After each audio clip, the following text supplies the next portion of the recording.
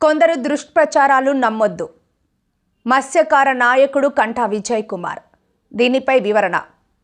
గడిచిన 3 రోజుల నుండి తుఫాన్ విషయంలో పవన్ కళ్యాణ్ గారి ఆశీస్సుల మేరకు కాకినాడ పార్లమెంట్ సభ్యులు శ్రీనివాస్ గారు ఆదేశాల మేరకు ఈ ఒక్క సురక్షితమైన ప్రాంతాలకు మేము తీసుకెళ్లడం జరిగిందని, గతంలో ఎన్నో తుఫానులు వచ్చాయని అప్పుడు నాయకులు ఎవరు రాలేదని, మా సొంత గ్రామాలైన ఉప్పాడ, అమీర్బాద్, మూలపేట, కోనపాపేట గ్రామాల్లో ఏ ఒక్కరికి ప్రాణ నష్టం కలగకూడదని పార్లమెంటు సభ్యులు ఉదయ్ శ్రీనివాస్ ఢిల్లీ నుంచి వచ్చి రోజుకి 3 పూటలా ఉప్పాడలోనే నివసించేవారని, అంతేకాకుండా అర్ధరాత్రి సమయంలో కూడా మాతో పాటు కలిసిమెలిసి ఉన్నారని, అటువంటి వ్యక్తిపై కొందరు కావాలని దుష్ప్రచారం చేస్తున్నారని, అటువంటివి నమ్మవద్దని మత్స్యకార నాయకుడు జీవీకే తెలిపారు. ఎవరు ఎంత హేళన కావాలని కూటమి ప్రభుత్వంపై బురద జల్లుతున్నారని, అటువంటి వాళ్ళు మాటలు నమ్మొద్దని, ప్రజలకు ప్రభుత్వం పట్ల ఉన్న నమ్మకాన్ని పాడు చేసేందుకే ఈ దుష్ప్రచారం చేస్తున్నారంటూ కంఠా విజయ్ కుమార్ తెలిపారు. గతంలో ఎంతమంది ఎంపీలు ఉన్నా ఇటువంటి ఎంపీ సాటి ఎవరూ లేరని, గతంలో ఉన్న వాళ్ళు ఫోటో స్టిల్లుకొచ్చి వెళ్లేవారని, కానీ నేడు ఎంపీ ఉదయ్ శ్రీనివాస్ మాత్రం ప్రతి ఒక్కరి ఇంట్లో ఒక కొడుకులా అందరి జాగ్రత్తలు చూసుకుంటున్నారని, అందుకు ఆయనకు ప్రత్యేక కృతజ్ఞతలు తెలుపుకుంటున్నామంటూ జీవీకే తెలిపారు.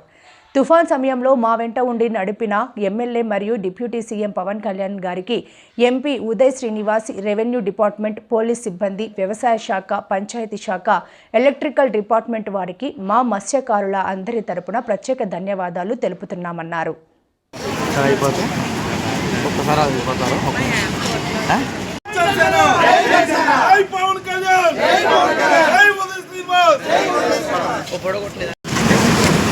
మీ అందరికీ నమస్కారం.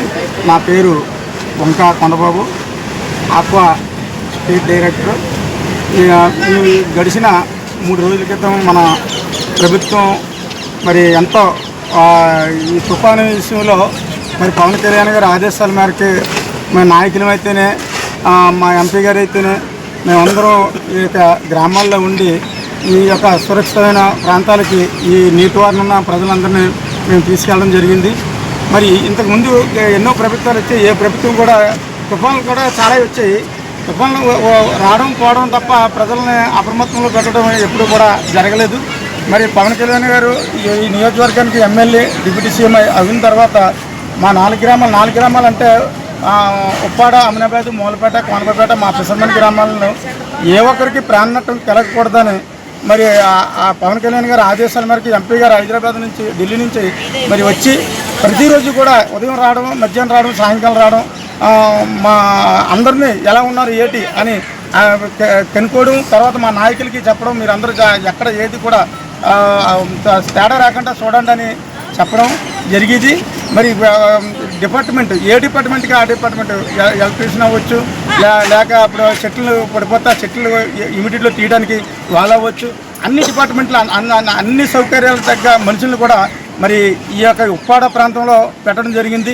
నిన్న రాత్రి మా అమీనాబాద్లో స్తంభం గాలికి ఊగితే ఇమీడియట్లో ఒక పావుగంట కూడా పెట్టలేదు.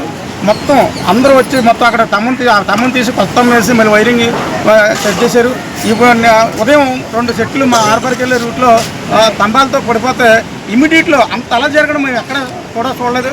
మరి పవన్ కళ్యాణ్ గారు ఈ నియోజకవర్గానికి ఎమ్మెల్యే అవ్వడం మా అదృష్టం అనుకుంటున్నాం.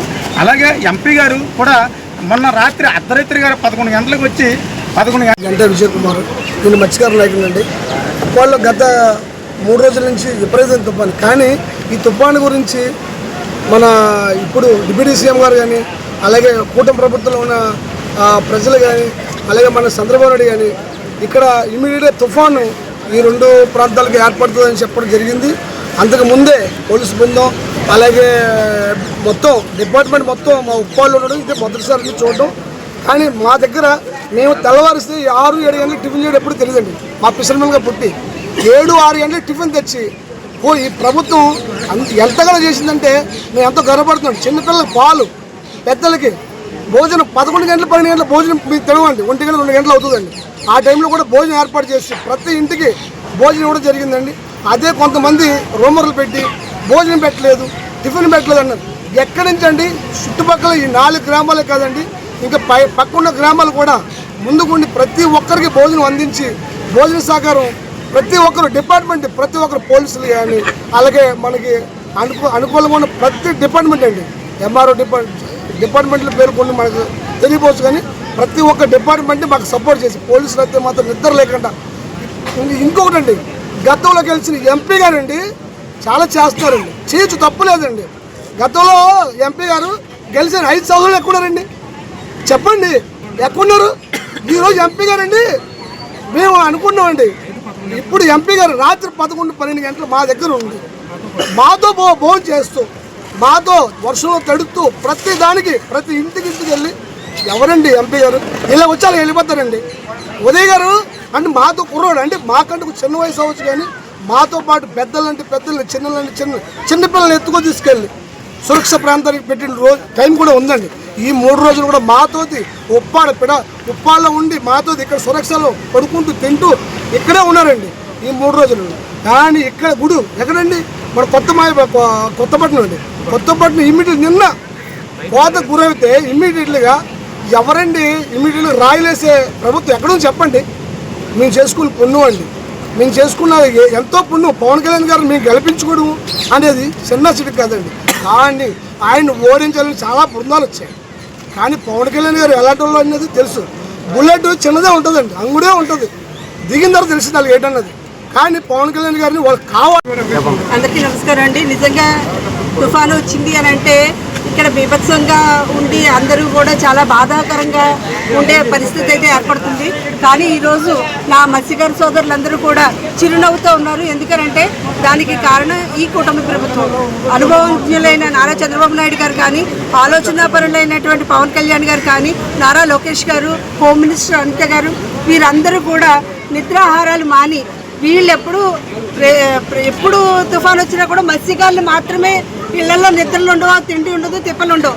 కానీ ఇప్పుడు ఈ ప్రభుత్వంలో ముఖ్యమంత్రి గారు, ఉప ముఖ్యమంత్రి గారు, విద్యాశాఖ మంత్రి గారు, అలాగే హోమ్ మినిస్టర్ గారు వీళ్ళందరూ కూడా నిద్రాహారాలు మాని కలెక్టర్ గారిని ప్రత్యేకంగా కృష్ణదేవి గారిని ప్రత్యేక ఆఫీసర్గా వేయడం కానీ, ఆయన ద్వారా కలెక్టర్ గారి ద్వారా ప్రతి ఒక్కరూ కూడా ప్రతి ఒక్క డిపార్ట్మెంట్ని ఇక్కడ పెట్టి వీళ్ళందరినీ కూడా సురక్షిత ప్రాంతాలకు వెళ్ళని వాళ్ళని కూడా వచ్చి తీసుకొని బతిమాలి మరీ తీసుకుని వెళ్ళి వీళ్ళని సురక్షితంగా ఉంచారు.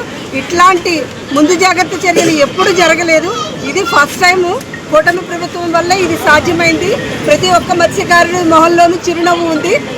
ఇలాంటి కత్తి మీద సాముతో ఉండే ఈ మత్స్యకారులందరినీ కూడా పవన్ కళ్యాణ్ గారు ఖచ్చితంగా కేర్ తీసుకోవాలి అనే ఉద్దేశంతో 309 కోట్ల రూపాయలు వెచ్చించి ఇక్కడ రక్షణ కూడా కట్టాలి అని ఆల్రెడీ డిసైడ్ అయ్యారు. దానికి ప్రయత్నం కూడా జరిగిపోయింది. ఫర్ ఎగ్జాంపుల్ ఏంటంటే 48 లక్షలు శాంక్షన్ చేసి దాదాపుగా 100 నుంచి 150 మీటర్ల వరకు అక్కడ గోడ అయితే కట్టారు, రక్షణ గోడ అయితే కట్టారు. దానివల్ల ఇంతటి బీభత్సం చేసిన తుఫాను కూడా నీరు ఊళ్ళల్లోకి రాకుండా ఆపింది. అలాంటిది మొత్తం ఈ పెద్ద రక్షణ గోడ కడితే కనుక మత్స్యకార సోదరిమణులు అందరూ కూడా గుండెల మీద చేసుకుని హాయిగా ఉండే అవకాశాన్ని అయితే పవన్ కళ్యాణ్ గారు కల్పిస్తున్నారు. ఇలాంటి ఇంకా ఎంపీ గారు అయితే మనకి చాలామంది చెప్తున్నారు పవన్ కళ్యాణ్ గారు పిఠాపురం శాసనసభ్యులుగా ఉండి ఎప్పుడూ ఇక్కడికి రావట్లేదని చెప్తున్నారు.